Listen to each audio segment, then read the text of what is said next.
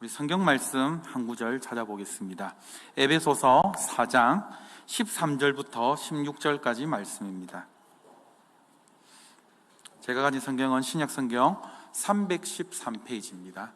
에베소서 4장 13절부터 16절까지 말씀입니다.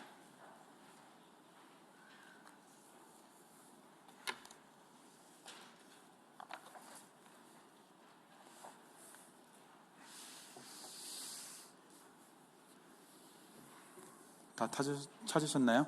에베소서 4장 13절부터 16절까지 말씀, 그리고 PPT도 나와 있습니다. 우리 짧으니까 한 목소리로 함께 한번 읽어보시겠습니다. 시작. 우리가 다 하나님을 아들을 믿는 것과 아는 일에 하나가 되어 온전한 사람을 이루어 그리스도의 장성한 분량이 충만한 데까지 이르니니, 이는 우리가 이제부터 어린아이가 되지 아니하여 사람의 속임수와 간사한 유혹에 빠져 온갖 교훈의 풍조에 밀려 요동하지 않게 하려 함이라. 오직 사랑 안에서 참된 것을 하여 범사에 그에게까지 자랄지라. 그는 머리니 곧 그리스도라. 그에게서 온 몸이 각 마디를 통하여 도움을 받음으로 연결되고 결합되어 각 지체의 분량대로 역사하여 그 몸을 자라게 하며 사랑 안에서 스스로 세우느니라. 아멘. 이제 교재 다 받으셨습니까? 네, 다 받았죠. 오늘 여러분들 제목이 무엇입니까? 개혁주의 5대 교리입니다. 네. 여러분들 교리 이렇게 하면은 여러분들 어떤 생각을 먼저 가지세요? 교리를 배운다. 교리 이렇게 하면은 잘 모르시겠습니까? 먼저 딱딱하다. 그 다음에요, 지루하다. 무슨 말인지를 잘 모르겠다. 그리고 또요, 그것은 신학교에서나 배우는 것이다 라고 우리가 보통 이렇게 생각할 경우가 굉장히 많이 있죠. 그런데 교리는요, 왜 우리가 공부를 해야 되느냐라면은, 왜 이렇게 생각하기에 좀 딱딱하고 어려울 것 같은 이 교리를 왜 공부를 해야 되는가라고 하면은, 우리가 방금 읽었던 에베소서 4장 말씀처럼 우리가 더 이상 어떻습니까? 어린아이의 신앙에 머무르는 것이 아니라 우리의 그리스도인의 평생의 목표가 여러분들 무엇입니까? 그리스도의 무엇입니까? 장성한 분량까지 자라나는 거예요. 이게 우리가 그리스도인이 평생 추구해야 될 목표인 거예요. 그러면 그리스도의 장성한 분량까지 자라난다. 여러분들 이것이 무엇일까? 어떻게 해야지 그리스도의 장성한 분량까지 자라날까요? 어떻게 해야지? 답은 이미 거의 주어진 걸로 제가 알고 있는데, 어떻게 하면 알 수 있을까요? 하나님을 어떻게 해요? 알아가야 돼요. 하나님이 어떠하신 분이신가? 그리고 우리 인간이 도대체 어디로부터 어디로 가는가? 이 근본적인 문제를 깨달아야지만 하나님을 어떻게 해요? 알 수가 있고 그 그리스도의 장성한 분량까지 자라난다라는 거예요. 그래서 우리는 평생토록 어떻게 되느냐? 우리 한번 따라해 볼까요? 평생토록 하나님을 알아가야 됩니다. 이것이에요. 여러분들, 제가 종종 이제 큐티 학교라든지 큐티 학교의 큐티 세미나의 토요일 날이라든지, 안 그러면 종종 제자반에서 이런 이야기를 합니다. 평생, 여러분들, 우리가 천국 가면은 영원히 산다는 것을 여러분들 믿으시죠? 그 영원히 여러분들 천국에 가셔서 뭐 하실 거예요?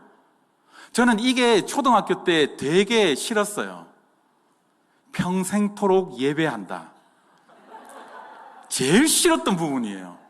왜냐하면 목회자 가정에서 태어나서 맨날 저희 아버지가 이 방송 들으시면 좀 섭섭해 하실는지는 잘 모르겠지만 아침마다 예배 시간이 상당히 길었거든요. 그런데 그렇게 제가 어릴 때 믿음 없을 때는 그렇게 조금 지겹던 그 예배를 죽지도 않고 평생 예배를 한다. 솔직한 심정으로는 천국 가기 싫더라고요, 어릴 때. 그런데 여러분들, 평생 천국에서 무엇 하실 것입니까? 바로 하나님을 알아감이에요. 그 하나님의 사랑이 얼마나 깊은지, 넓은지, 높은지를 매일마다, 매 순간순간마다 경험하는 것이 바로 천국의 삶이에요. 그런데 여러분들, 그 천국의 삶이 우리가 사후의 세계뿐만 아니라 이미 이 천국이 어떻다라는 겁니까? 우리에게 주어졌다라는 거예요. 그래서 우리의 사명이 무엇입니까, 여러분들? 우리가 지금 우리가 일생을 어떻게 해야 돼요? 그 하나님을 어떻게 해야 되는 것입니까? 평생 알아가는 작업이 필요하다라는 거예요. 이 기쁨을 맛봐야 된다라는 것이죠. 그래서 우리가 교리 공부를 시작하며 교재를 보면은 하나님을 알아가는데, 그 하나님을 알아가는 참된 지식은 첫 번째 한번 읽어봅시다. 시작. 예수 그리스도에 의하여서 세상에 나타납니다. 하나님을 아는 참된 지식을, 하나님을 아는 지식을 아는 방법이 세 가지가 있는데, 첫 번째는 무엇이더라고요? 예수 그리스도에 의하여서 세상에 나타나신 것이죠. 우리가 지금 요한복음 말씀을 지금 매일 아침마다 묵상하고 있는데, 예수님께서 지금 무엇이다라고 합니까? 내가 무엇이다? 너희들이 그렇게 오매불만 기다리던 메시아다, 하나님의 아들이다라는 것을 직접적으로 무엇하고 있습니까? 선포하며 말씀하고 있는 거예요. 그래서 요한복음의 주제는 무엇이냐? 예수님이 하나님의 아들이시다, 신적 권위를 나타내는 말씀이 바로 요한복음 말씀입니다. 그것을 우리가 요한복음 말씀을 통해서 확인을 해야 되는 것이죠. 두 번째로는요, 무엇이냐? 1차적으로 사도들이 예수님의 가르침을 어떻게 했습니까? 3년 동안 동고동락하면서 어떻게 해요? 그 가르침의 내용을 전수받았습니다. 그래서 사도들로 의하여서 또 어떻게 되었습니까? 우리들에게 계속해서 전파가 되었던 것이죠. 그리고 세 번째는 하나님의 성령의 영감을 받은 이 자들이, 저자들에 의해서 우리가 성경을 통하여서 하나님의 참된 지식을 알 수가 있다는 것이죠. 그래서 우리가 첫 번째, 예수 그리스도에 의해서 세상에 나타났고, 두 번째로는 뭐라고요? 사도들에 의해서 어떻게 됐다? 전수가 되었다. 세 번째로는요, 영감을 받은 저자들에 의해서 무엇으로 기록이 되었다? 성경으로 기록이 되었다.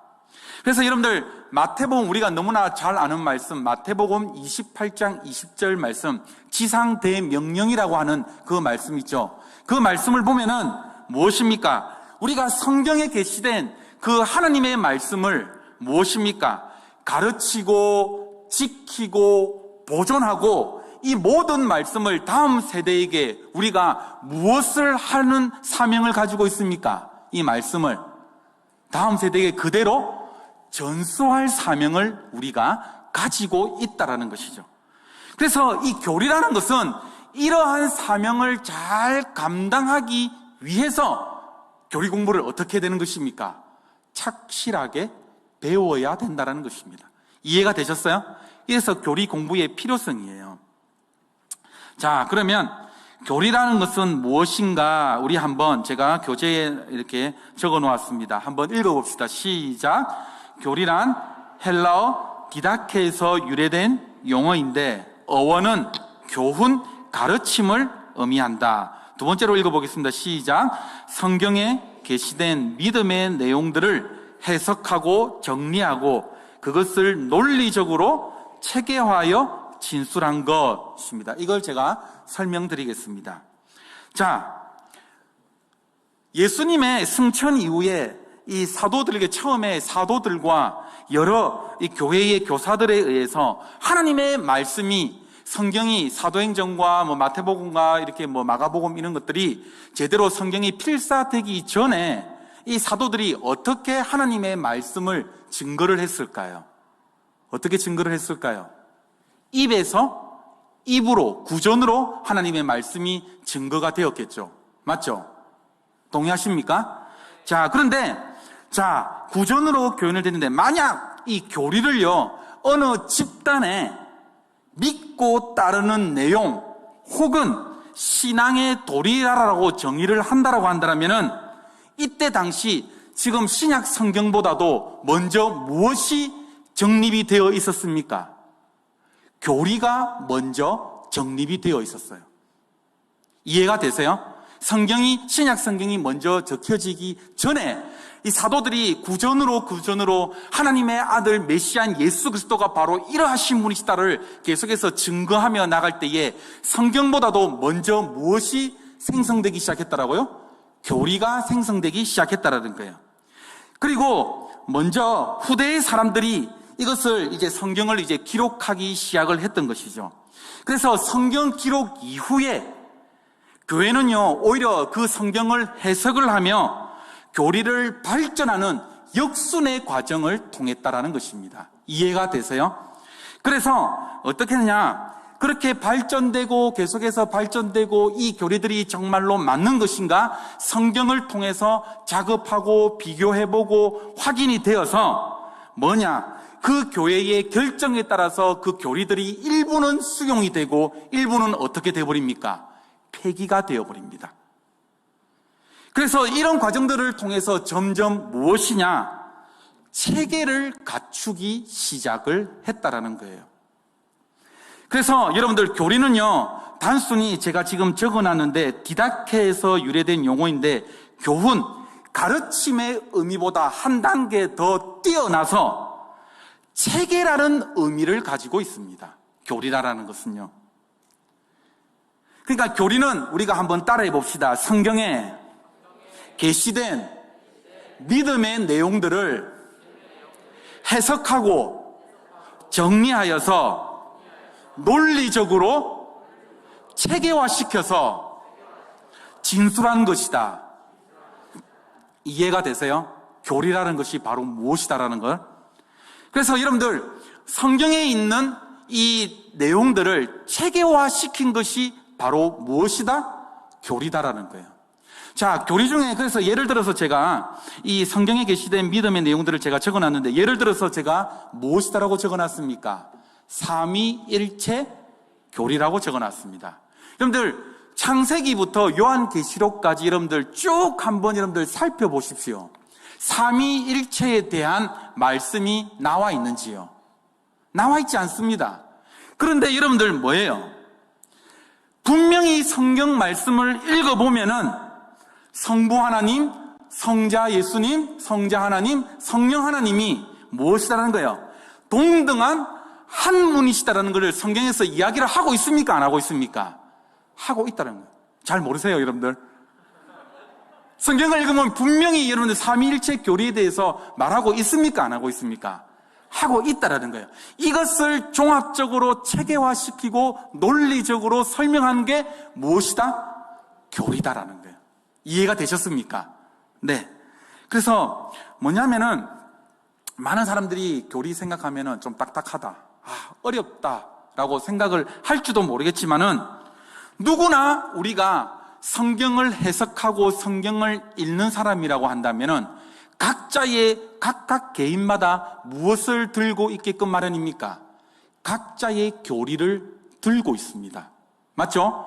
자, 그런데 중요한 문제는 내가 생각하고 있는 이 교리가 하나님께서 계시하는, 하나님께서 진짜 원하시는 교리인가, 교리가 아닌가, 이거를 정확하게 판단하는 게 문제이겠죠. 맞죠? 그래서 무엇이냐? 많은 공교회들이 함께 모여서 그것을 정확하게 판단하는 작업을 했던 것입니다. 그게 바로 나오는 게 뭐냐? 바로 두 번째, 교의라는 것입니다. 교의란 무엇인가? 우리 교의란 무엇인가? 우리 한번 읽어보시겠습니다. 시작. 교의와 교리는 비슷한 용어이다. 사실 칼빈은 두 단어를 동의어로 사용을 하였다. 그러나 구분을 지을 필요가 있는 것은 교의는 어원적으로 규정하다라는 뜻을 가지고 있으며 이 용어는 어떤 학파의 철학적인 입장, 객관적인 결정이라는 의미로 사용되어 왔다. 이처럼 교리는 그 자체로의 교리 기능을 하지만 교의를 말할 때는 무엇이 포함이 된다라고요?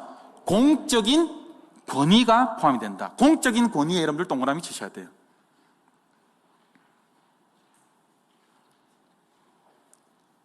그러니까 교회라는 것은 어떤 내용이냐라고 하면은 여러 교리들 가운데서 하나님의 그 신적인 권위를 따라서 무엇이냐? 우리가 믿을 만한 내용이 과연 무엇인가? 진짜 하나님을 바로 알아가는 내용이 무엇인가를 공동의 교회가 어떻게 한 작업이라는 것입니까? 검증한 작업이라는 거예요.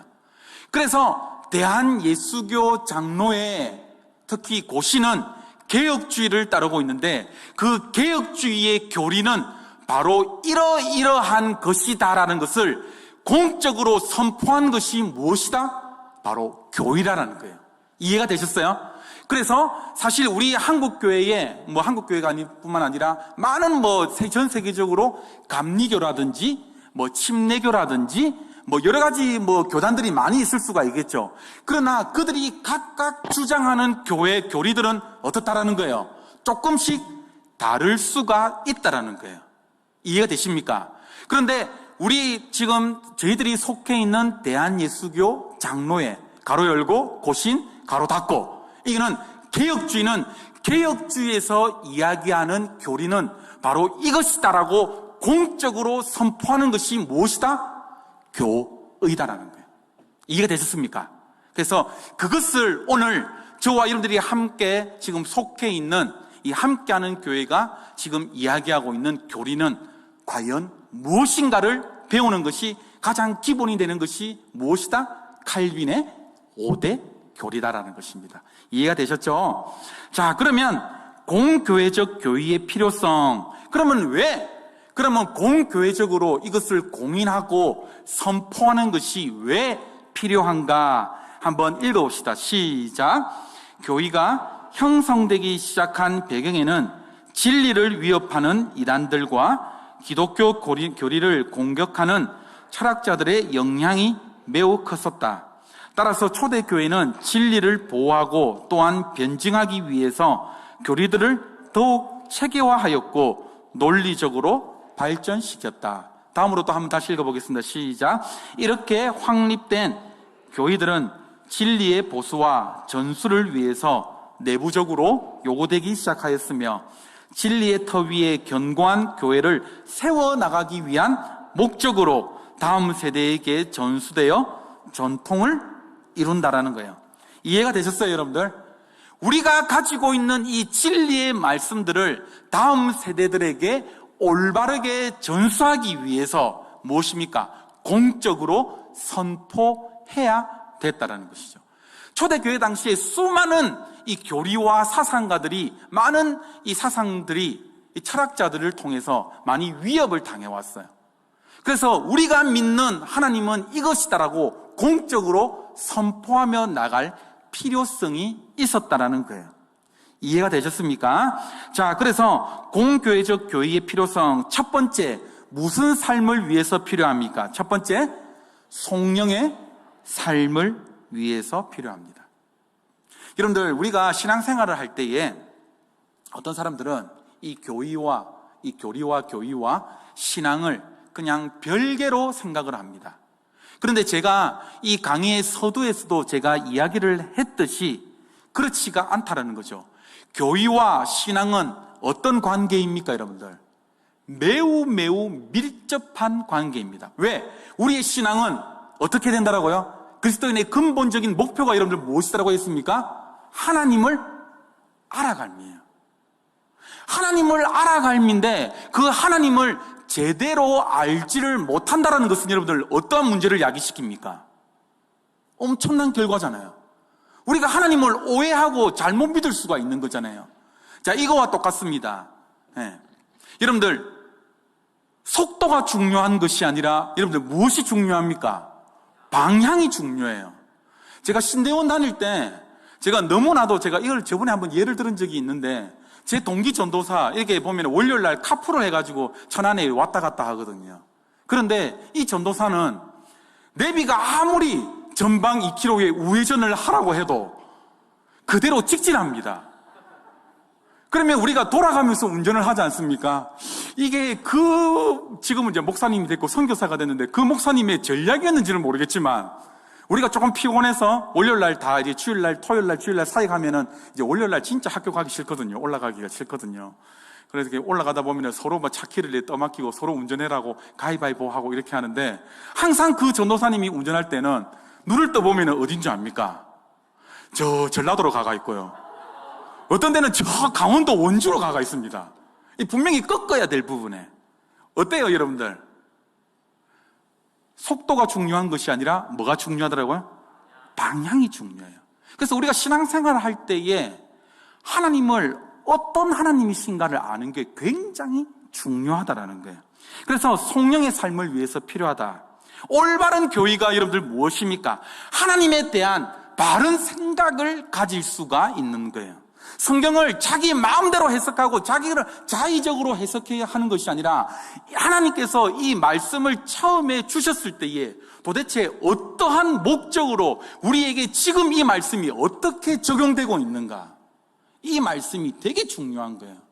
여러분들 바이블키를 하시다 보면은 제가 종종 이야기하지만은 우리가 성경 말씀을 너무나도 곡해하며 너무나도 오해하고 있는 말씀이 너무나도 많아요. 예를 들어서 우리가 빌립보의 말씀, 너는 내게 부르짖으라가 아니고 저 뭡니까? 내게 능력 주시는 자 안에서 내가 모든 것을 할 수 있느니라. 그 말씀을 사실 따지고 보면은요, 우리가 사실 이때까지 알면은 기도하면은 모든 능력이 나에게 주실 것이다 하고 그 능력 하는데 그거 아니에요. 전후 문맥을 살펴보면은 사도 바울이 내가 부에 처할 줄도 알았고 내가 정말로 가난함에 처할 줄도 알았다. 그렇기 때문에 나의 상황이 지금 어떻게 되든지 간에 어떻게 해요? 내가 자족하기를 배웠다. 이 말씀이에요. 그런데 우리는 딱 그 한 구절만 딱 떼놓고 어떻게 봅니까? 나에게 유리한 입장으로만 딱 생각하고, 그러니까 우리가 하나님을 어떻게 교리를 정확하게 알지를 못하면, 성경을 정확하게 알지를 못하면 우리가 하나님을 오해할 때가 많다라는 거예요. 그래서 하나님께 대하여 좀 심한 말이 될 수도 있습니다. 하나님께 대하여 무지한 자들은 결코 하나님께 영광 돌리는 삶을 살 수가 없습니다. 되게 무서운 말이죠. 네. 자기 딴에는 열심히 하나님께 영광을 돌린다, 하나님을 위해서 산다라고 하지만은 무엇이 중요하다는 것입니까? 방향이 중요하다는 거예요. 물론 실수도 있을 수 있어요. 물론 우리가 돌아갈 수도 있습니다. 그러나 우리의 늘 마음속에서는 하나님께서 지금 나에게 무엇을 말씀하실까라, 이거를 늘 염두에 두고 살아야 돼요. 이게 그리스도인의 계속해서 목표예요. 삶의 목표예요. 두 번째는 공교회적 교회의 필요성. 두 번째는 우리가 한번 읽어봅시다. 시작. 복음의 삶을 위해서 필요하다라는 거예요.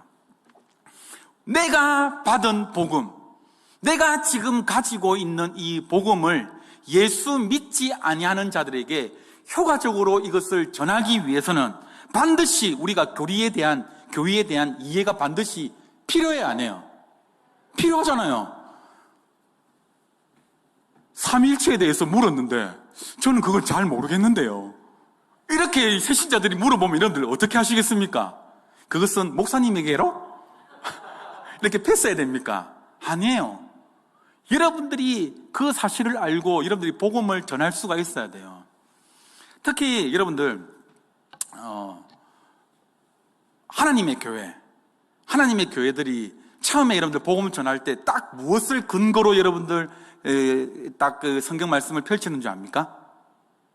네, 이거는 뭐 지금 안 나와 있지만 성경 말씀을 펼쳐봅시다. 창세기 1장 27절 말씀 한번 펼쳐보세요. 창세기 1장 27절 한번 보세요. 26절이군요. 창세기 1장 26절 말씀입니다. 한번 함께 읽어볼까요? 시작. 하나님이 이르시되 우리의 형상을 따라 우리의 모양대로 우리가 사람을 만들고 그들로 바다의 물고기와 하늘의 새와 가축과 온 땅과 땅에 기는 모든 것을 다스리게 하자 하시고. 자, 이것을 잘 보세요. 여러분들, 하나님께서 서로 지금 의논을 하십니다. 맞죠? 그런데 여러분들 보세요. 하나님이 이르시되 누구의 형상을 따라? 우리의 형상을 따라. 자, 우리가 단수입니까? 복수입니까? 복수이죠. 자, 하나님이 한 분이십니까? 여러 명입니까? 이게 벌써 여기서부터 헷갈리기 시작합니다. 한 분이세요? 여러 명이세요? 여러분들도 좀 헷갈리십니까? 여러 명입니다. 나중에 이것은 제가 또 다른 시간에 또 설명을 해드릴게요. 분명히 복수로 나와 있습니다. 자, 그러면 한 분이시며 또한 세 분이십니다. 자, 이것을 지금은 이게 또 이렇게 지나가면은 굉장히 이 시간이 많이 걸리기 때문에, 그래서 아까 제가 뭘 했습니까? 하나님의 교회는 이 말씀을 근거로 해서 어떻게 하는지 압니까?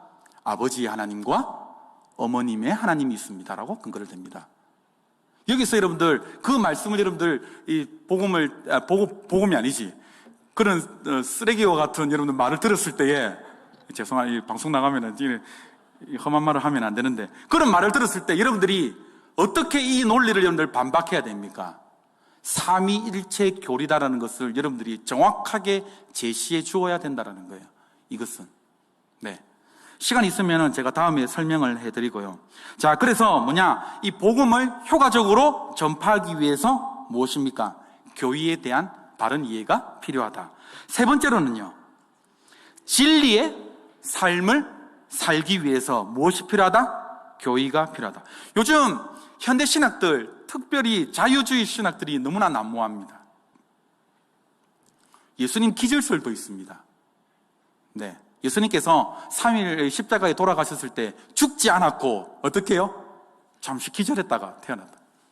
그리고 홍해가 갈라진 것도 여러분들 무엇입니까? 우리가 진도 앞바다에 그 바닷길이 열린 것처럼 그렇게 열렸다라고 주장하는 사람들이 많아요.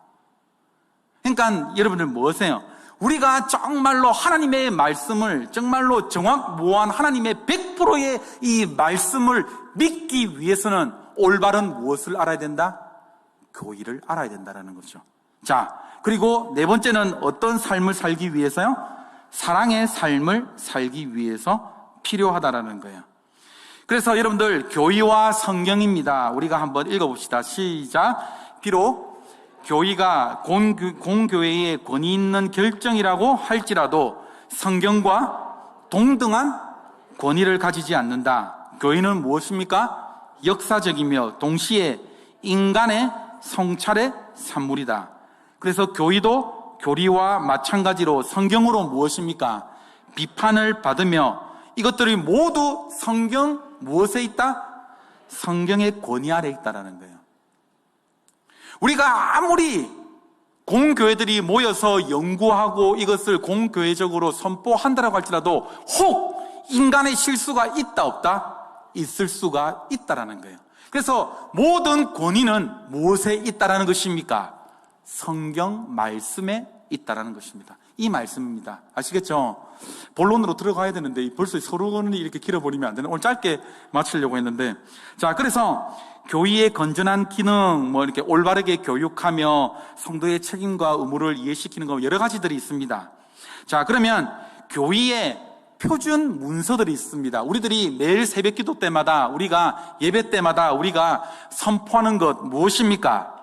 사도신경이 있습니다. 네, 사도신경. 그리고 신천지를 구분하는 방법 중에 하나가 있어요. 신천지 여러분들, 신천지는 절대 무엇을 하지 않습니까? 사도신경을 고백하지 않습니다. 네, 그래서 혹시나 신천지라고 오신다면 사도신경 예배 시간에 주위에 고백하는지 안 하는지 한번 살펴보십시오. 네. 그리고 또 무엇입니까? 웨스터민스터 신앙 고백서, 대소위를 문다. 신앙생활 조금 하신 분이시면 이것이 무엇인지 한 번쯤은 들어보셨죠? 맞죠? 그리고 토로트 신조, 니케아 신경, 벨직 신경, 여러 가지 등등 그냥 참조만 하시면 됩니다. 자, 뒷장으로 넘어가세요. 자, 그러면 5대 교리의 배경에 대해서 조금 살펴보고 본론으로 넘어가도록 하겠습니다. 자, 5대 교리가 왜 나왔는가 한번 읽어봅시다. 시작. 콘스탄티누스 대제 로마 제국 황제는 AD 313년 밀라노 칙령으로 기독교를 로마의 종교로 공인합니다. 이후 교회는 어떻게 됩니까? 매우 빠른 속도로 바른 신앙을 벗어나서 어떤 길로 접어들게 됩니까? 세속의 길로 우리가 여러분들 중학교 때, 이게 초등학교 고학년 때인가요? 중학교 때 사회인가요? 하여튼 여러분들 배웠죠? AD 313년, 여러분들 우리가 많이 배웠을 거라고 생각이 됩니다. 이때 기독교가 로마의 공식 종교로 딱 공인이 되면서 이때에 무엇이 찾아오게 됩니까? 성직자들이 무엇하게 됩니까? 타락이 일어나기 시작됩니다. 그래서 이 시대에 교회의 세속화가 일어나기 시작하는데 이게 1000년 이상 무엇이 됩니까? 암흑기예요. 교회의 세속화가 1000년 이상 지속화가 되어버립니다. 여러분들, 그래서 뭐냐면은 직분을 막 돈으로 사게 되고요. 그 다음에 이때 뭐냐면은 연옥설이라고 해가지고 우리 조상들에게 무엇입니까? 돈 갖다 바치면은 지옥 같은 사람들이 어떻게 됩니까? 천국으로 막 가고 희한한 일들이 막 발생이 되었는 거예요. 이 어둠 같은, 이 칠흑 같은 어둠 같은 시기에 그래도 하나님께서는 하나님의 사람을 준비하셨어요. 이게 도대체 안 되겠다. 그래서 다시금 개혁해야 되겠다. 원래 성경이 말하는 것으로 돌아가자라고 했는데 제가 적어놨는 게 뭐냐. 대표적인 인물로 누구입니까? 프랑스의 발도, 영국의 위클리프, 이렇게 쭉쭉쭉 이렇게 적어놨습니다. 그런데 종교개혁이 본격적으로 이루어진 것은 언제입니까? 16세기 누구와 누구에 의해서?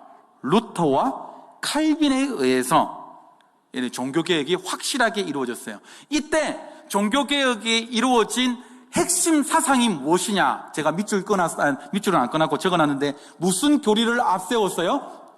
이신칭의. 이신칭의가 뭡니까, 여러분들? 믿음으로써 무엇을 얻는다? 구원을 얻는다. 이 교리입니다. 오직 믿음은 하나님께 에베소서 2장 8절 말씀이죠. 그것이 너희의 전부 다 너희의 에베소서 2장 8절 말씀을 한번 찾아볼까요? 에베소서 2장 8절 말씀 읽어봅시다. 시작. 너희는 그 은혜에 의하여 믿음으로 말미암아 무엇을 받았나니? 구원을 받았나니. 이것은 어떻게 해요? 너희에게서 난 것이 아니라 하나님의 무엇이다라는 것입니까? 선물이다라는 거예요. 이것이 나중에 전적 타락과 이렇게 연관이 됩니다. 그래서 여러분들 무엇이냐? 우리가 오직 믿음으로써 구원을 얻는다. 그래서 카톨릭 그때의 이 신학적인 사상을 이 이신칭의 교리로서 신랄하게 비판했던 거예요.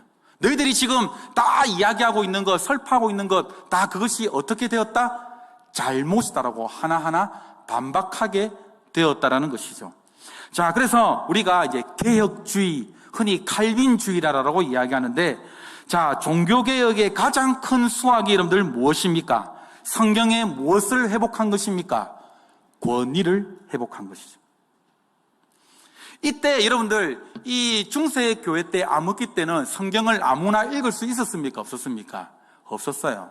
그래서 뭐냐면은 이 성직자들이 지금으로 이야기하자면은 목사들이 혼자만 성경책 가지고 있는 거예요. 그래서 이것이 하나님의 말씀이다라고 이야기하면은 전부 다 성경책을 모르기 때문에 어떻게 해요? 성직자의 말을 믿을 수밖에 없는 거예요. 그래서 이때 종교개혁의 가장 큰 수학이 무엇이냐? 성경을 온 세상 만민이 읽을 수 있도록 무엇을 했다라는 것입니까? 각국의 언어로 어떻게 해버렸다는 거예요? 번역해서 너희들이 성경을 어떻게 해라? 읽어라. 이 운동이 펼쳐졌던 거예요. 자, 그래서 칼빈은 우리가 한번 읽어봅시다. 시작. 또한 이때에 기독교 강요를 저술하여서 성경의 무슨 사상과 핵심 사상과 원리들을 올바르게 전파했다라는 것입니다. 그래서 이제 개혁주의 오늘 이제 5대 교리의 첫 번째 전적 타락에 들어가는데, 그러면 개혁주의의 5대 교리가 무엇인가라는 것을 살펴봐야 되겠죠. 그런데 이렇게 종교개혁자들이 이렇게 가톨릭의 교리에 반박을 해서 이것이 진짜 하나님께서 원하시는 하나님의 말씀이다라고 했는데, 일부 종교개혁자들이 어떻게 합니까? 아니다, 이 교리에 문제가 있다라고 반발을 해버립니다. 그래서 제가 인물을 적어놨는데 야코부스 알미니우스라는 사람이 있습니다. 이 사람이 어떤 사람이냐면은 원래 종교개혁자들의 반대하는 사람을 연구하는 사람이었어요. 그런데 이 사람이 그 반대하는 사람들을 연구를 계속 하고 있다가 점점 무엇입니까? 자신만의 교리를 또 만들어버립니다. 그래서 또한 자신들이 추종하는 세력들이 막 늘기를 시작을 했고요.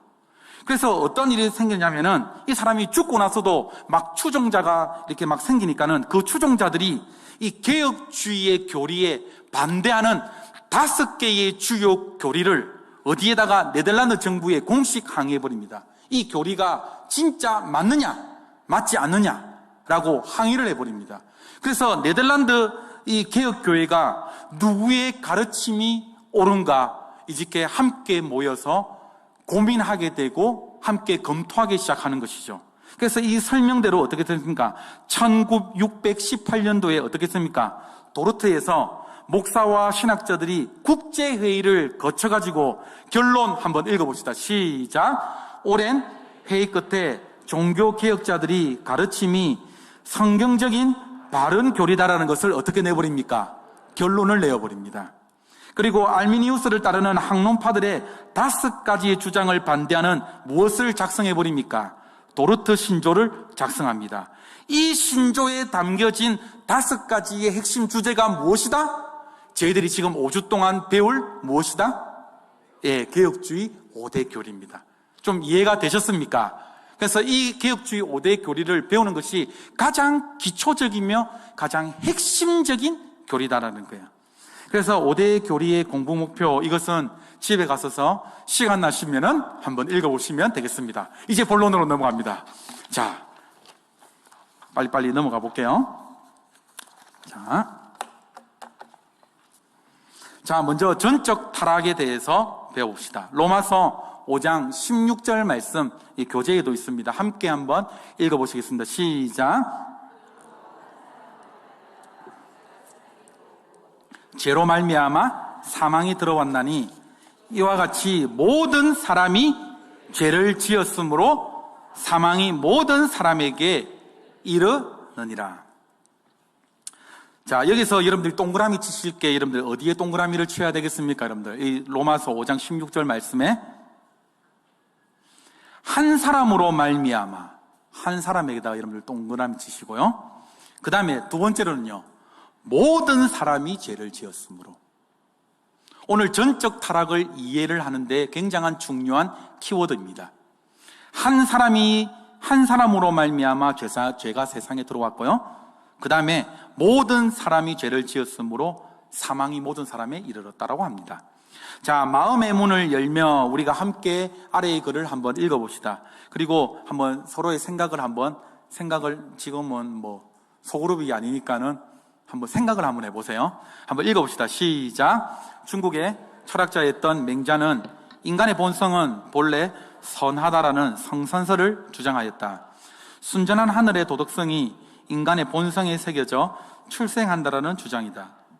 반대로 순자는 성악설을 주장했는데, 성악설은 사람이 태어나면서부터 가지고 있는 감성적인 욕망에 주목하고 그것을 자연 상태로 두면 사회적 혼란을 이야기하기 때문에 인간의 본성을 악한 것으로 간주하였다. 그러나 맹자와 순자는 둘 다 인간의 수양을 강조하는 점에서 공통점을 가진다. 맹자는 수양을 통해 본성을 확충하고 발전시켜야 한다라고 주장하는 반면, 순자는 수양을 통해 악을 억제하고 예의를 쌓아 올려야 한다라고 주장하였다. 여러분, 로마서 5장 16절 말씀에 근거하여서 여러분들이 아마 어릴 때 교과서 내용을 통해서 아마 많이 배웠을 것입니다. 사람은 선하게 태어납니까? 악하게 태어납니까?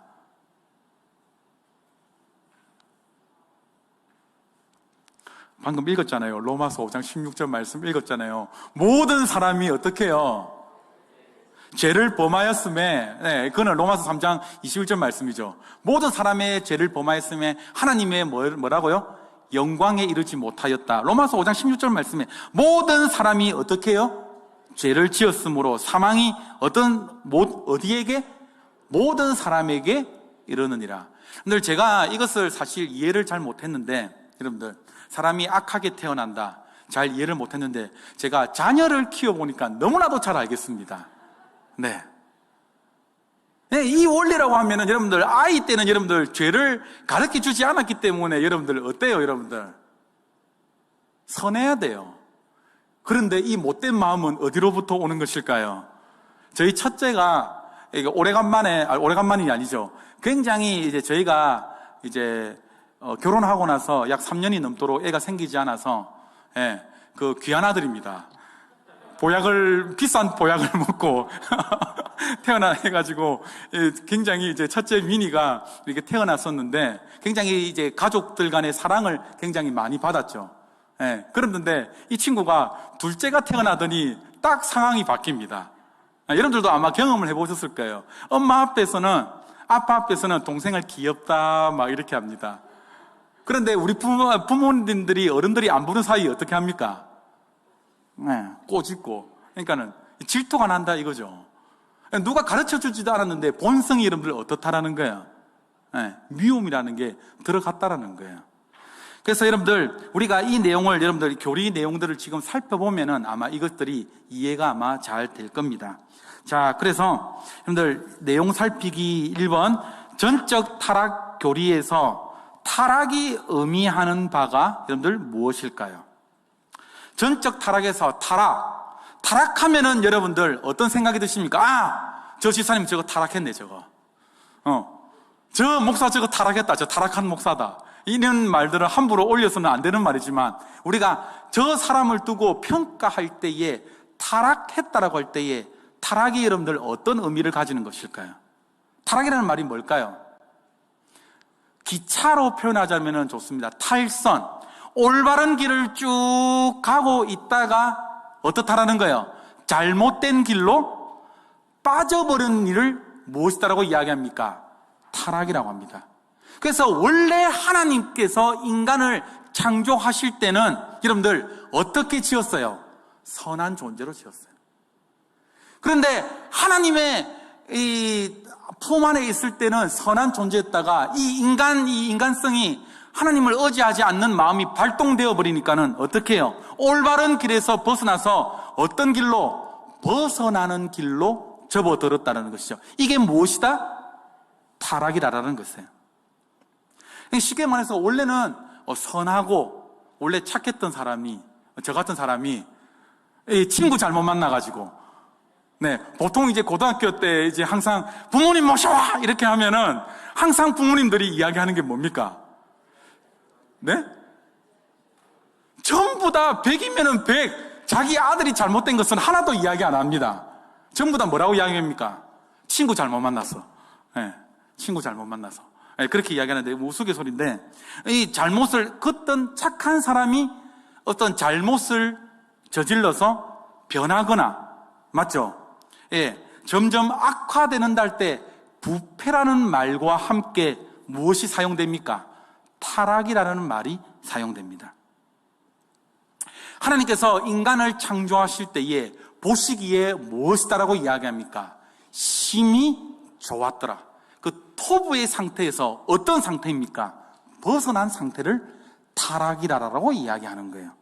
자, 그러면 창세기의 말씀을 우리가 한번 찾아보고요, 인간의 타락 과정을 우리가 한번 생각을 해봅시다. 자, 창세기 말씀 1장 27절 말씀 한번 읽어봅시다.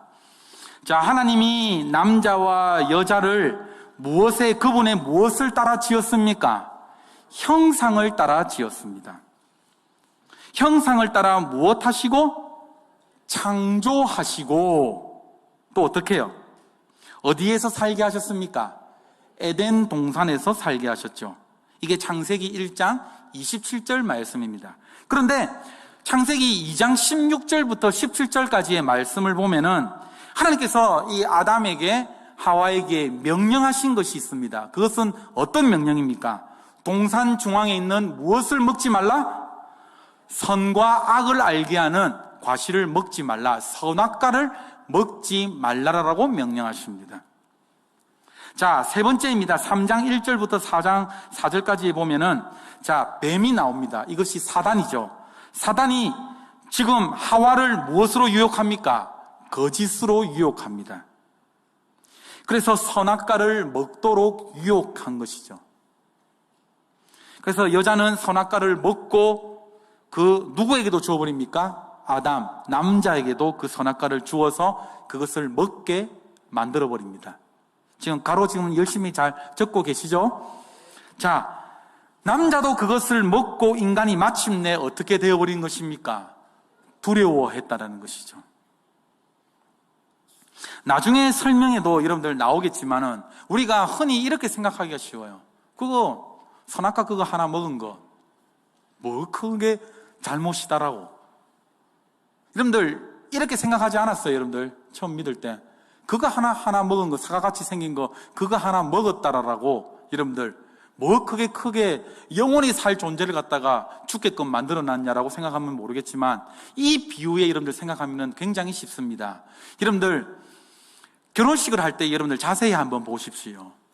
결혼식을 할 때에 여러분들 주례사가 끝나고 난 다음에 신랑 신부가 하는 행위가 있습니다. 어떤 행위가 있습니까, 여러분들?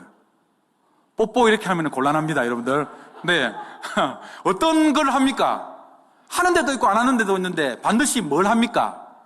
반지를 서로 교환합니다. 이 반지의 여러분들 의미가 무엇일까요?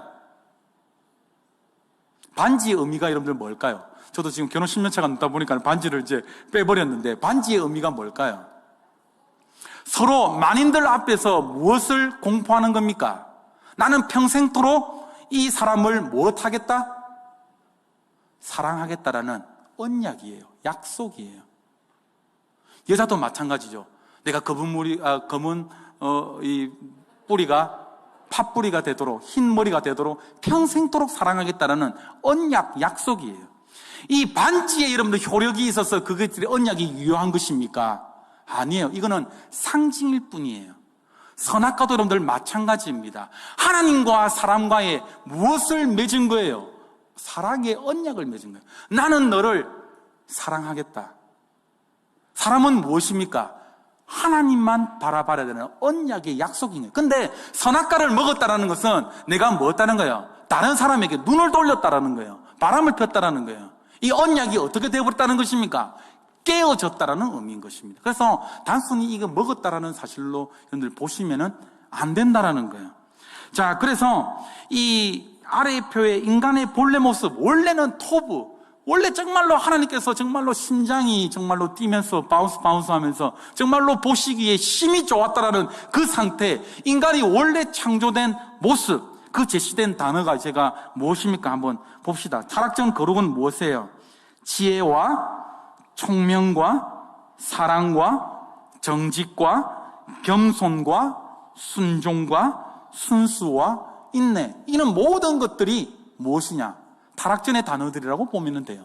그런데 타락 후에는요, 여러분들, 미움과 다툼과 파괴와 질투와 분노, 이 타락 후에 생겨난 이 단어들이라는 것이죠. 자, 그래서 2번을 봅시다. 전적 타락 교리에서 전적이라는 말은 그러면은 무엇을 의미할까요? 이 전적이라는 말은 무엇이냐? 로마서, 이거 말고 우리가 한번 이 옆에다가 한번 적어보세요. 전적이라는 말은 전부 또는 모든이라고 바꾸어 이야기를 할 수가 있습니다. 전적이라는 말은요.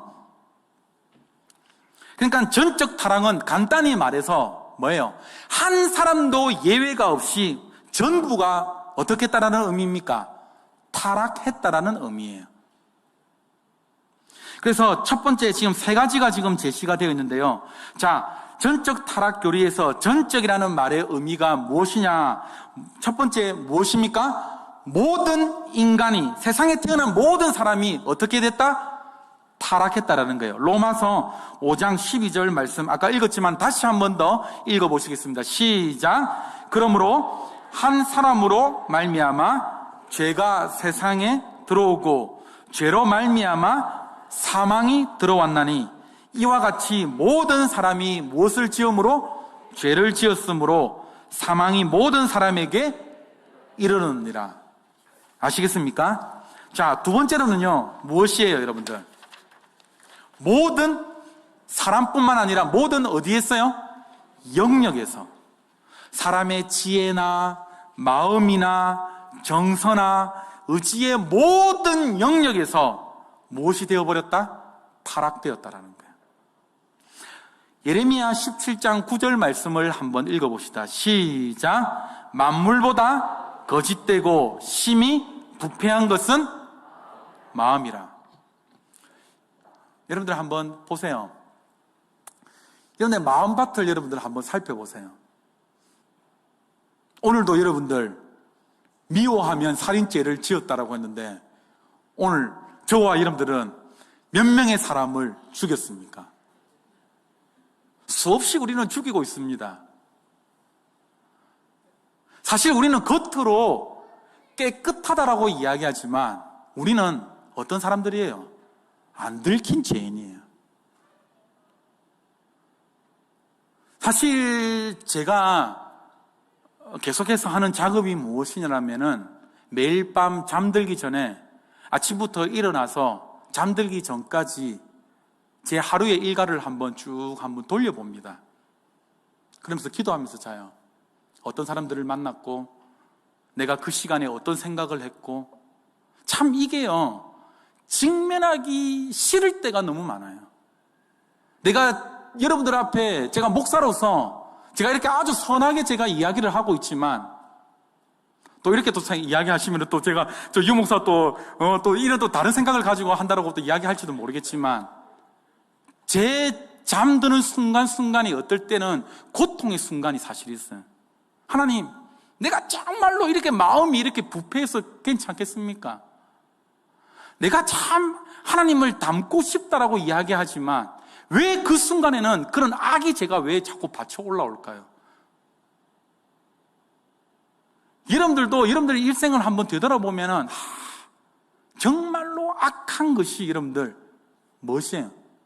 마음이다라는 것을 여러분들 너무나도 잘 알고 계실 것입니다.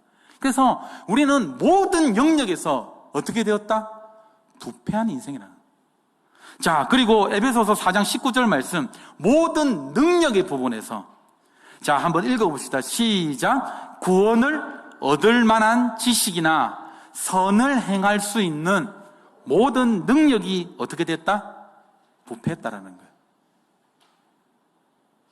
이 교리가요, 정말로 여러분들한테 와닿아질 때에 한번 하나님 앞에 꼬꾸라지는 역사가 일어나요. 제가 2주 전인가요? 제가 새벽기도 설교를 했을 때에 그런 말씀을 했어요. 정말 저는 모태신앙으로서 제가 정말 고민이었던 게 뭐냐면은 안 믿어지는 거예요. 누구보다도 성경의 지식에 대한 것을 잘 알고 있었고 인물에 대한 사건도 너무 잘 알고 있었어요. 제 맨날 성경고사 나가면은 초등학교 때 1등 했는걸요. 이 노예대회 나가면은요. 누구보다도 암송을 열심히 외워서 노예대회에서 전국대회도 나갔는데 전국대회는 너무나도 힘든 그 사투리가 이게 허용이 안 되는 거. 우리는 맨날 하나님이 세상을 이처럼 하는데 그 서울에서는 하나님이 세상을 이처럼 이렇게 막 나와버리니까 이 사투리의 한계예요, 이게. 아무리 철저하게 외웠다라고 할지라도. 누구보다도 하나님의 말씀을 어릴 때부터 많이 들어왔고 많이 안다라고 하고 예배를 수없이 그렇게 드려왔지만 제 안에 드는 공허감은 무엇이 아닙니까? 분위기상 믿었기는 믿어야 되는데 안 믿어지는 이 괴로움. 그런데 어느 순간 제 인생의 삶을 되돌아보니까 제가 목사로서 서 있다라는 거예요. 제가 새신자를 만나고 제가 새신자에게 복음을 전할 때에 그 새신자가 아니죠, 불신자였죠. 웃더라고요. 목사님, 도대체 이 말씀이 믿어집니까? 당당하게 이야기했습니다. 믿어집니다. 그냥 또래로 이렇게. 진짜 이 사실이 믿어지세요. 그런데 제 인생을 뒤돌아보니까는 어떻다라는 거예요. 그렇게 믿고 싶었던, 정말로 몸부림치던 그 사건들이 믿어지고 이제는 목사로서 세워졌다라는 거예요.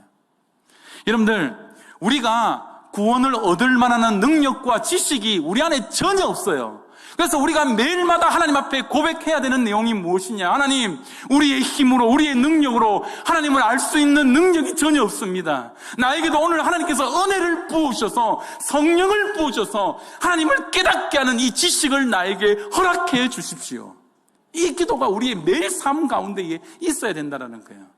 이렇게 기도하며 나갈 때에 하나님께서 내 인생을 돌아보니까 어느 순간 믿게 돼요. 이게 하나님의 은혜라는 거예요. 우리 담임 목사님께서 종종 이야기하지 않습니까? 그 머리 빡빡이 요한복음에서 대가, 그 누구죠? 그거 신학교에서도 강의하는 그 도올 김용호. 요한복음에 대해서 정말로 잘 압니다. 그러나 도올 김용옥이 하나 여러분들 못하는 게 뭔지 압니까? 예수님이 하나님의 아들이다라는 것을 믿지 못하는 거예요. 그게 우리와 다른 점이에요. 그래서 우리가 모든 능력이 부패가 되었는데 하나님의 그 은혜로 말미암아 이 모든 사실들이 어떻게 해요? 믿어지게 되었다라는 것. 이것이 정말 내가 깨닫게 될 때에 제가 아까 뭐 했습니까? 하나님 앞에 한번 꼬꾸라지는 역사가 일어난다. 아멘입니까? 자, 그래서 이제 모든 인간이 태어나면서부터 아담과 같은 그 부패성을 가지고 태어난다. 이 내용의 교리가 뭐냐? 무슨 교리입니까, 여러분들? 원죄 교리예요. 모든 사람이 아담과 같은 부패를 가지고 태어난다는 교리가 어떤 교리라고요? 원죄 교리라고요. 그래서 이 교리는요, 수많은 신학자들에 의해서 부정되어 오기도 하고 많은 반박들이 있기도 하고 많은 이렇게 논의가 있었습니다. 그런데 정통적인 교회는 어떤 입장을 고수했느냐라고 하면은 하나님의 이 교리가, 원죄 교리가 절대적인 진리로 믿고 이것을 보존하며 지금도 무엇하고 있습니까? 전수하고 있다라는 거예요. 자, 그래서 여러분들 3번 말씀 3번 한번 읽어봅시다. 시작. 인간은 전적 타락 이후에 어떤 상태가 되었습니까? 이 말씀은 어떠냐면은 아담과 이후에 모든 사람들은 어떤 상태가 되었냐라는 거예요. 자, 1번 영적으로 무슨 상태가 되었다? 죽은 자가 되었습니다. 여기서 중요한 원리가 있습니다, 여러분들. 영적으로 죽을 뻔한 자가 아닙니다. 죽은 자입니다. 허물과 죄로 죽었던 너희들을 다시 살리셨다 했습니다. 우리가 그래서 여러분들 기도할 때에 진짜 이거는 조금 올바른 표현이라고 하면은 뭐냐면은 우리가 기도할 때에 어떻게 기도합니까? 우리를 예수 그리스도의 그 십자가의 은혜로 말미암아 우리가 죽을 뻔한 우리가 아니고 무엇입니까? 영원히 죽었던 과거형으로 가야 됩니다. 죽었던 우리가 무엇입니까? 죽을 수밖에 없는 우리가 단 1%의 가망성도 여러분들 완전히 배제하고 여러분들 뭐라는 거예요? 우리가 완전히 영적으로 어떤 상태였다라는 거예요? 죽었던 자였다는 거예요. 이해가 되시죠? 그래서 올바른 표현은 영원히 죽을 수밖에 없는 우리들보다도 영원히 죽었던이 더 올바른 표현이다라는 거예요. 자, 그래서 뭐냐면은 영적으로 무엇이 되었다? 죽은 자가 되었다. 그래서 원래 하나님께서 우리의 인간을 창조하실 때에 하나님의 무엇을 받아서 창조가 되었습니까? 하나님의 형상을 받았습니다. 그런데 그 하나님의 형상을 잃어버렸다라는 거예요. 하나님의 형상을 잃어버렸다. 그래서 3번에 무엇입니까? 하나님의 형상을 잃어버린 자이기 때문에 우리는 무엇을 행할 수가 없는 거예요? 선을 행할 수가 없는 거예요. 우리 자체에서는 여러분들 악밖에 없는 사람입니다. 선을 행할 수 없는 존재입니다. 그리고 항상 뭐만 짓게 되어 있다? 죄만 짓게 되어 있다라는 거예요.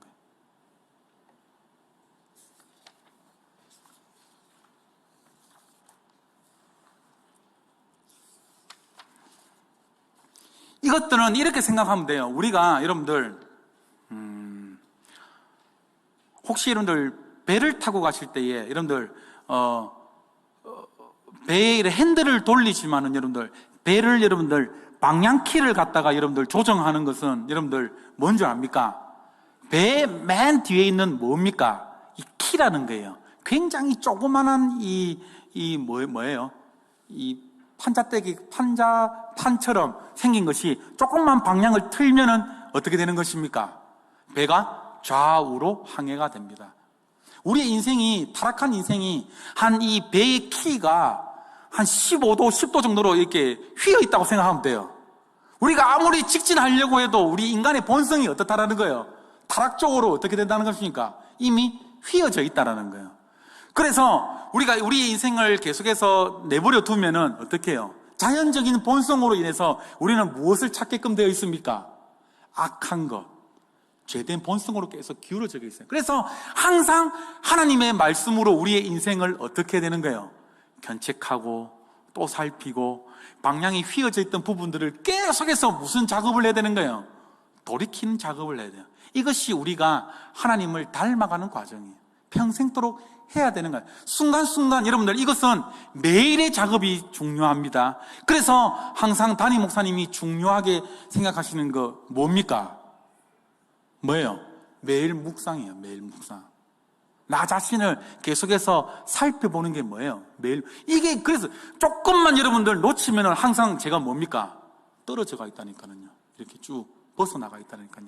그래서 우리는 뭐냐? 타락한 이유 인간은 무엇이냐? 하나님께서 원하시는 선을 행할 수가 없고 하나님이 미워하시는 계속 죄만 짓게 되는 인생이다라는 거예요. 로마서 3장 10절부터 12절 말씀 한번 읽어봅시다. PPT 한번 띄워주세요. 로마서 3장 10절부터 12절까지의 말씀을 한번 읽어봅시다. 시작. 기록된 바 의인은 없나니 하나도 없으며 깨닫는 자도 없고 하나님을 찾는 자도 없고 다 치우쳐 함께 무익하게 되고 선을 행하는 자는 없나니 하나도 없도다. 우리의 인생이 타락한 인생이 바로 이와 같다라는 거예요. 네. 그래서 여러분들 이것을 뭐 전문 용어로 노예의지라고 이야기합니다. 노예의지. 네. 자, 그러면 이제 조금 제가 일찍 맞춰드리려고 계속 급하게 제가 달려왔습니다. 그러면 의문점 한번 살펴봅시다. 의문점. 자, 1번입니다. 시작.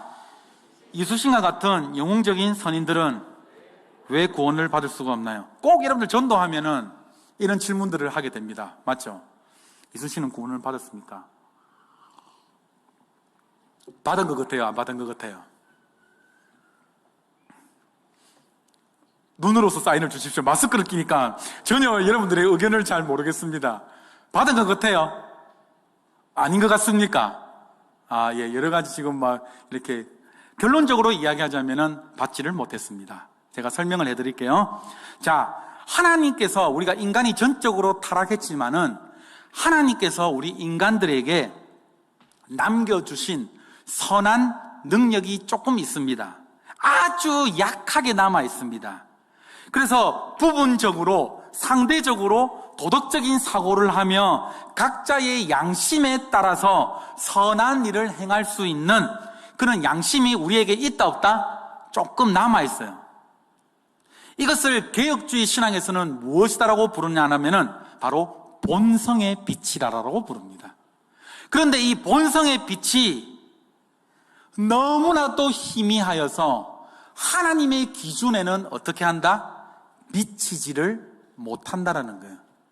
우리에게 그 본성의 빛이 아주 약하게 희미하게 남아있지만은 하나님의 그 기준에는 미친다 못 미친다? 미치지 못한다라는 거예요. 그리고 인간의 그 도덕적인 기준은 하나님의 구원에 이르게 하는 참된 지식은 그 본성의 빛이 제공할 만한 수준이 되지를 못한다라는 것입니다. 더욱더 인간은 무엇이냐? 그 본성의 빛이 조금 남아있기는 하지만은 우리가 일반적인 은총이 없이는 하나님의 은혜가 없이는 그 본성의 빛마저도 우리는 악을 사용하는데 사용해버립니다. 내가 좀 거룩한데 이런 것들을 이용해버려가지고 악을 사용하는데 사용할 수도 있다는 것이죠. 자, 창세기 6장 5절 말씀을 한번 읽어봅시다. 창세기 6장 5절 말씀입니다. 한번 PPT 한번 띄워주실 볼까요? 창세기 6장 5절 말씀입니다. 시작.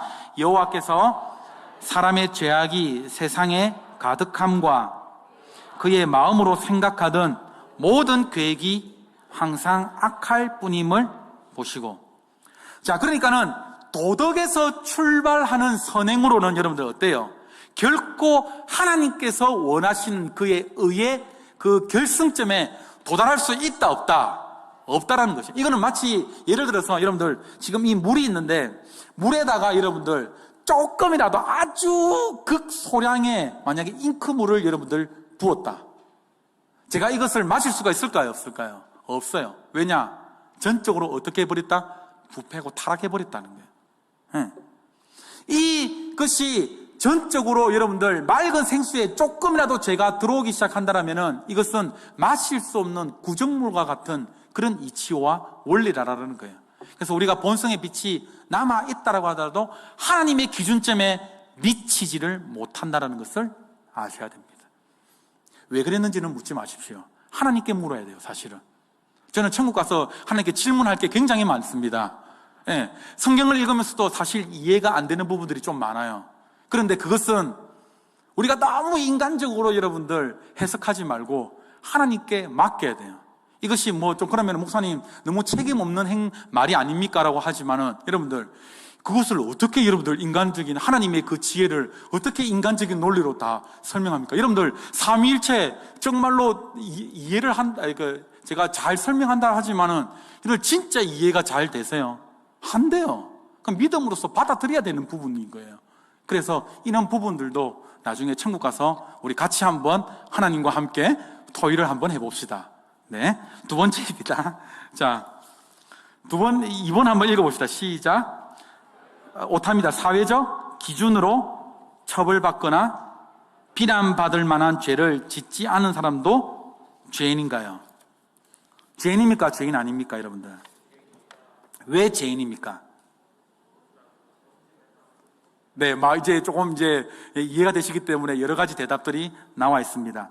가끔 여러분들 이런 질문들을 굉장히 자주 듣습니다. 어떤 질문이냐면요, 죄는 무엇입니까? 그리고 악은 무엇입니까? 여러분들, 죄와 악을 구별할 필요가 있어요.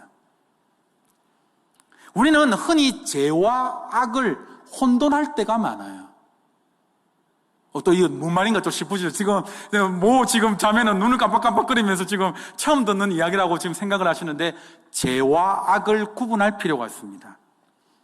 자, 우리가 죄의 개념을 명확하게 알기 위해서는 악의 개념들을 살펴봐야 돼요. 우리가 흔히 다른 사람들을 괴롭히거나 우리가 사회에 부도덕한 일을 우리는 죄라고 생각합니다. 아니요. 그것은 무엇입니까, 여러분들? 악입니다. 죄가 아니라 그것은 악이고요. 악은 죄가 구체적으로 나타난 결과입니다. 이해가 되세요? 그러니까 악은 쉽게 말해서 죄의 증상이라고 생각하시면 됩니다. 악은 죄의 증상이다. 인간 사회에서 경험되는 모든 악은 바로 죄의 뿌리에서 나온 결과물이라는 것이죠. 자, 쉽게 설명하면은 나무가 있습니다. 뿌리는 여러분들 뭐라는 거예요? 죄라는 거예요. 그 뿌리에서 나오는 모든 각종 각색의 열매들은 여러분들 뭐라는 거예요?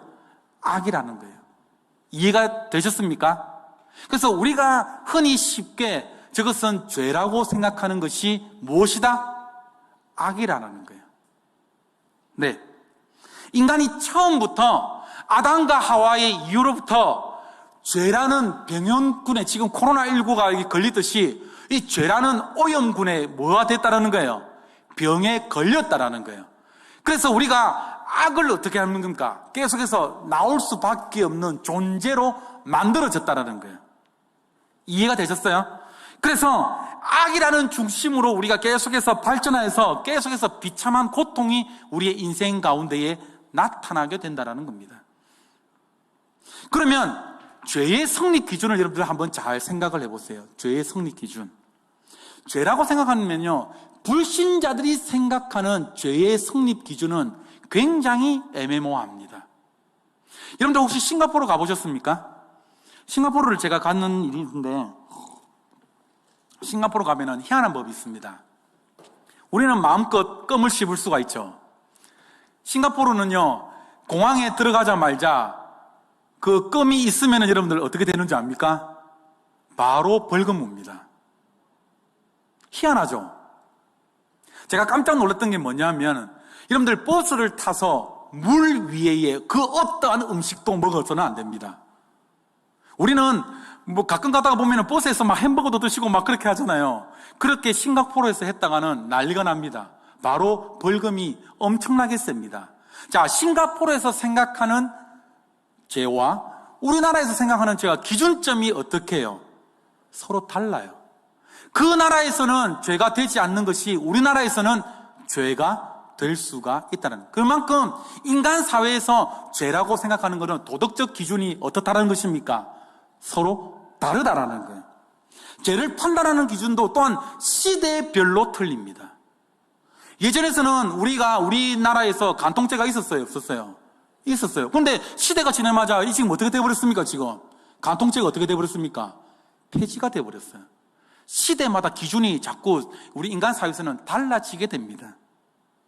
그런데 우리의 관심사는, 죄에 대한 기준은 세상사가 아니다라는 것이죠. 성경에 이야기하는 죄가 과연 무엇인지를 우리가 정확하게 깨달아야 된다. 자, 성경에서 이야기하는 죄가 여러분들 무엇입니까? 우리가 성경에서 이야기하는 가장 큰 죄가 여러분들 뭐예요? 가장 큰 죄가 뭡니까? 하나님을 모르는 죄. 그것이 무엇이냐? 첫 번째, 우리 한번 따라해 볼까요? 하나님의 명령을 거역하는 것. 이게 바로 성경이 이야기하는 죄입니다. 하나님께서 명하신 명령을 거역하는 것. 두 번째로는요, 무슨 죄냐면은 하나님께서 명하신 그 명령에 그 순종하기에 모자라는 것을 죄라고 이야기합니다. 다시요, 굉장히 중요한 개념입니다. 성경이 이야기하는 죄는 무엇이다라고요? 먼저 하나님의 명령에 뭐 하는 거요? 하나님의 명령을 거역하는 것. 두 번째는 뭐라고요? 하나님의 명령에 그 순종하기를 어떻게 하는 거요? 모자라는 부분이 죄라고 생각합니다. 이야기합니다. 하나님께서 분명히 하지 마라 라고 명령하셨는데 우리가 해버린 것이 바로 무엇입니까? 죄라고 이야기하는 거예요. 둘째는 하나님의 법에 우리가 온전히 순종하기에 모자라는 거예요. 그러니까 하나님을 거역한다는 것은 뭐냐? 적극적으로 하나님의 법을 지키지 아니하겠다라는 강한 의지가 우리 안에 있다라는 것입니다. 이것이에요. 하나님을 거역하는 것, 우리가 하나님의 말씀을 온전히 지키지 않겠습니다. 또한 제가 두 번째로 이야기하는 것, 온전히 순종하기에 모자라는 것, 우리 자신 속에 부패하기 때문에 뭐냐? 그 명령을 온전히 순종하지 못하는 것, 모두 다가 성경에서 이야기하는 것, 죄라고 지금 이야기를 하고 있다는 거예요. 인간은요, 스스로 이 죄에서 벗어나려고 무단하게 애를 씁니다. 제가 종종 이야기, 제가 인도에 한 3개월 지나보니까 희한한 사람들 다 만났습니다. 진짜 각자가 가진 그 교리와 철학들로 나무에 뭐 몇 년 동안 매달린 사람이 있을 거예요. 이걸로 뭐 평생 동안 기다리는 사람도 있고, 하여튼 그 죄에서 벗어나려고 각양각색의 모습으로 뭡니까? 죄에서 헤어나 보려고 하는 것이죠. 그런데 죄라는 것은 뭐냐? 근본적인 그 병영군을 처리를 하지 않고 뭐 하는 거예요? 자꾸 정상과 싸우는 원리다라는 거예요. 그래서 죄의 본질이 뭐냐? 하나님과 뭐예요? 절대적인 의존 관계, 언약 관계가 어떻다라는 거예요? 파기가 되었다라는 것이 바로 죄라는 거예요. 그래서 사회적 기준으로 처벌받거나 비난받을 만한 죄를 짓지 않은 사람도 죄인인가요? 당연히 무엇이다? 죄인이다. 그런데 이런 사람들이, 담임 목사님 지난주 설교였나요? 참 교회 나오기 힘듭니다. 맞죠? 당신 죄인입니다. 내가 왜 죄인인데? 나는 법 없이도 살 사람인데. 정말 힘듭니다. 정말 이런 사람들. 그러나 성경에서 말하는 죄는 틀리다라는 것입니다. 자, 3번 읽어봅시다. 3번 읽어봅시다. 시작. 아담이 죄를 지었는데 모든 사람들이 처벌받는 것은 부당하지 않나요? 각자 예수님을 거부했기 때문에. 자, 어떤 사람들은 인간의 타락이 전적이지 않다라고 주장하는 사람들이 혹 있습니다. 그런데 여러분들, 만약 이런 사람들의 주장이 옳다라고 이야기를 하면은요, 여러분들 제가 아까 전에 이야기했던, 예를 들었던 유아들을 여러분들 한번 생각해 보세요. 맞죠? 그들에게 죄를 가르쳐 주지도 않았습니다. 근데 가장 여러분들 쉽게 가르쳐 주지도 않았는데 먼저 뭐부터 배웁니까? 어린이집 가면은 욕부터 배웁니다. 거짓말부터 배웁니다. 네. 이게 인간의 본성이라는, 가르쳐 주지도 않았는데, 해라고 권면하지도 않았는데. 그러니까 무엇이냐? 모든 사람들이 처벌을 받는 건 부당하지 않나요? 무엇이냐? 육체적 죽음 역시 아담의 타락의 결과로 온 것이기 때문에 성경에서 분명히 인간의 전적 타락을 분명하게 선포합니다. 예. 그래서 무엇이냐? 로마서 5장 12절, 아담 한 사람에게 의해서 온 죄가 세상에 들어왔다. 이게 바로 대표성의 원리라는 것입니다. 자, 그래서 무엇이냐? 반대로 고린도전서 15장 22절 말씀을 한번 읽어봅시다. 고린도전서 15장 22절 말씀 한번 읽어볼게요. 시작. 아담 안에서 모든 사람이 죽은 것 같이 그리스도 안에서 모든 사람이 무엇을 얻으리라? 네. 반대로 예수 그리스도 한 사람이 택한 받은 모든 사람이 어떻게 된다라는 것입니까? 그들의 대표가 되어서 모든 죄를 어떻게 하신다라고요? 속량하신다라는 것입니다. 이 진리의 말씀을 깨닫기를 바랍니다. 자, 그렇다면 4번 말씀 한번 읽어보시겠습니다. 4번입니다. 시작. 그렇다면 아버지의 죄로 인하여 아들에게 그 죄의 책임을 묻지 않겠다라는 하나님의 말씀을 어떻게? 우리가 혹 이렇게 생각할 수가 있습니다. 네. 에스겔서 18장 말씀에 보면은 이 말씀이 나오죠. 아버지가 신 포도를 먹었으므로 아들이 어떻게 그 이가 시다라고 이야기를 할 수가 있겠느냐라고 각자 죄에 대해서 개별성에서 이야기를 하고 있습니다. 그래서 우리가 혹 이 말씀에 빗대어서 그러면은 아담이 죄를 지었는데 분명 에스겔서 18장 말씀에 의하면은 그 죄가 전가되지 않는다라고 이야기하는데 아담의 그러면 그 죄가 우리가 어떻게 그 죄가 전가될 수가 있습니까? 라고 이렇게 물어볼 수도 있습니다. 맞죠? 혹시 지금 처음 들어보시는 거 네, 맞으시죠? 네. 혹시나 이런 생각을 안 해봤는데 아마 처음 들어보실 수도 있습니다. 그런데 여러분들 이것도 이러한 어떻게 생각하냐면은 비록 우리가 아담이 있잖아요. 처음에 하나님께서 아담을 창조하실 때는 이것도 대표성의 원리로 봐야 됩니다. 그러니까 우리가 지금 대표가 아니잖아요. 맞죠? 아담에게서는 하나님께서 먼저 창조하실 때 온 인류의 대표성으로 하나님께서 아담에게 그 사명을 부여해 주셨어요. 그러니까 아담이 우리가 국가대표가 우리가 승리하면은 대한민국이 이겼다라고 이야기하지만 하는 것처럼 아담에게 그런 사명을 부여해 주셨습니다. 그런데 에스겔서 18장의 말씀에 나오면은 타락한 인간들은 우리 속에서는 뭐예요? 아담처럼 선을 행할 수 있는 의지 자체가 우리에게 있습니까? 없습니까? 없어요. 우리는 죄밖에 나올 수 없는 인생들입니다. 그렇기 때문에 우리의 자범죄로 지은 이 죄로 말미암아 우리의 죄가 우리 자식들에게는 어떻게 된다? 전가가 된다? 되지 않는다? 되지 않는다라는 거예요. 그래서 원죄와 자범죄에 대해서 여러분들 이것은 분명하게 알고 넘어가셔야 됩니다. 그래서 여러분들 아담의 행위는 곧 무엇이냐? 대표성의 원리이기 때문에 아담의 그 원래의 그 처음의 행위가 나의 행위이며 아담의 그 책임 또한 나의 책임이다. 그 원죄의 교리를 분명하게 여러분들 알고 넘어가셔야 된다는 거예요. 자, 5번입니다. 인간 스스로가 구원에 응할 수 있는 능력이 전혀 없다라고 한다면은 복음은 왜 전해져야 되는 것입니까? 우리가 흔히 이제 교리를 배우다 보면은 여러분들 자유의지부터 해가 선택 교리를 해서 여러분들 이런 것들 생각하면 하나님께서 미리 선택하셨고 예정하셨고 맞죠?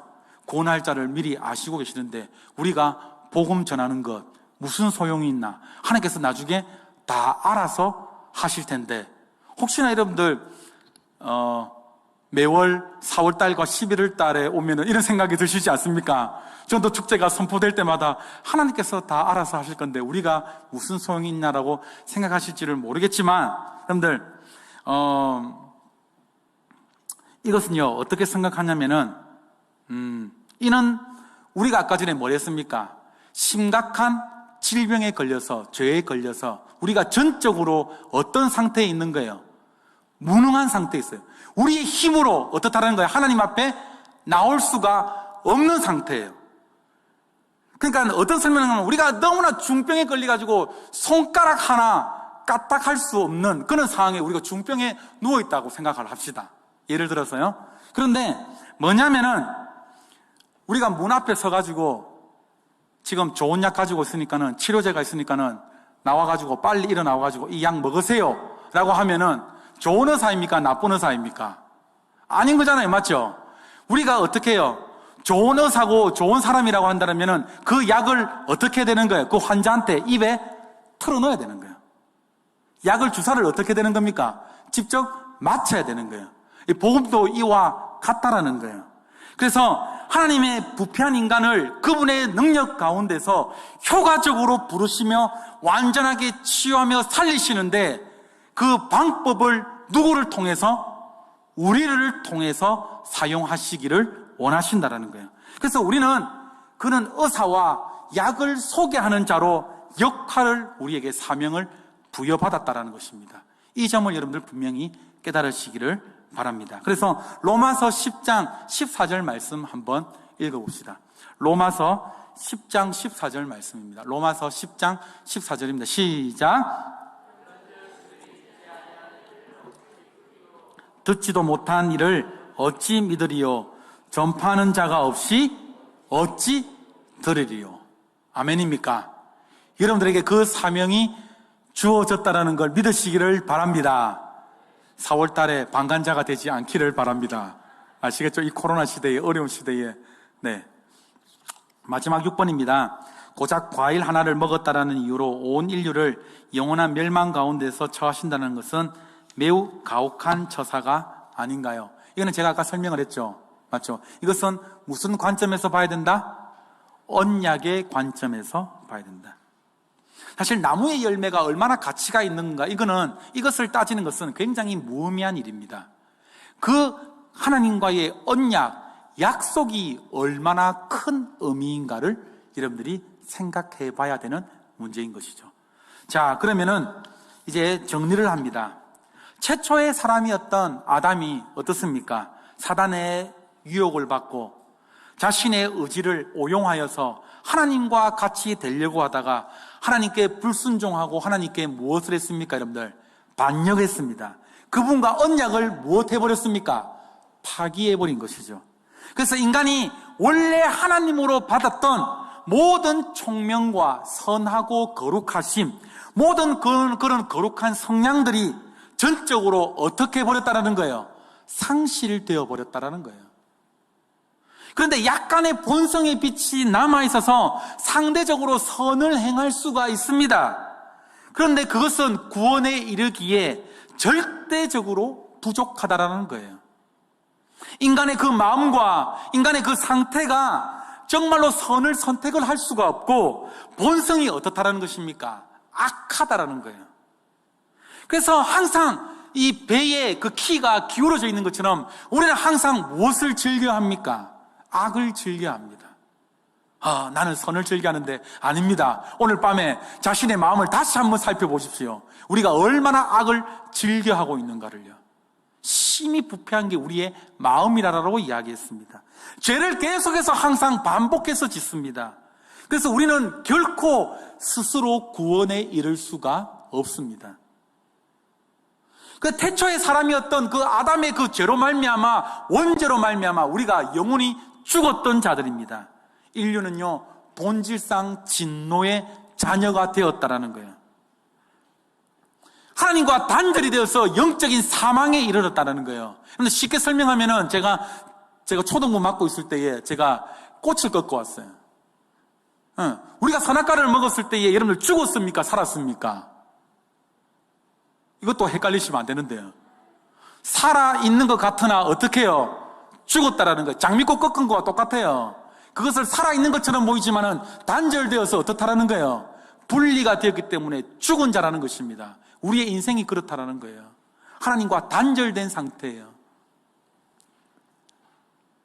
그래서 여러분들 전적 타락, 전적 무능인 거예요. 여러분들 이 교리 앞에서 여러분들 무엇을 깨달으십니까? 우리가 매일마다 고백하는 것이 무엇이냐? 하나님, 여러분들의 마음을 좀 살펴보기를 원합니다.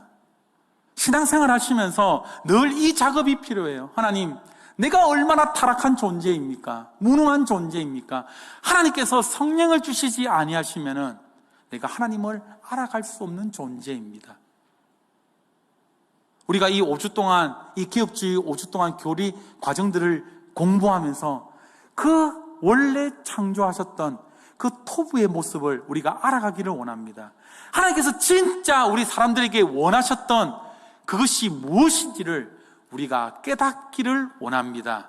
오늘 이 은혜가 저와 여러분들 가운데에 있기를 충만하게 축복드립니다.